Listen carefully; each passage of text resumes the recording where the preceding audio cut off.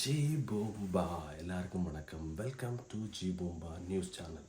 இன்றைக்கி ரொம்ப கஷ்டமான ஒரு நியூஸ் மக்களை. இன்றைக்கி காலமாக 8 மணி 9 மணி சவுத் கொரியாவில் நடந்த ஒரு விபத்து. கிட்டத்தட்ட 179 மக்களோட உயிர் பலியான இந்த சம்பவம் ஒரு ஏர் ஆக்சிடெண்ட். ஆமாங்க, தாய்லாண்டிலேருந்து சவுத் கொரியாவுக்கு வந்த ஃப்ளைட் ஆக்சிடெண்ட் ஆகி அந்த லேண்டிங் கியர் வேலை செய்யாமல் கிட்டத்தட்ட 175 மக்கள் அந்த விபத்தில் உயிர் விட்டது.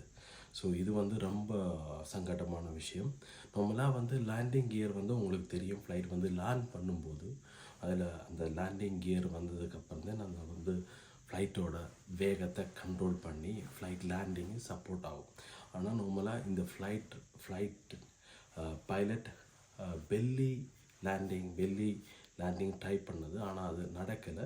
இது ஒரு சிவரில் மோதி ரெண்டாக வெடித்து எக்ஸ்ப்ளோஷன் நடந்தது. ஸோ இது ரொம்ப தாருணமான இது. ஏன்னா இப்போ நம்ம புத்தாண்டுக்கு நம்ம எல்லோரும் பயணம் செஞ்சு கொண்டிருக்கோம். இந்த குழு எல்லோரும் 176 பேரும் சவுத் கொரியா சேர்ந்த நபர். ஒரு ஆள் 2 பேர் மட்டும்தான் தாய்லாந்து சேர்ந்தவங்க.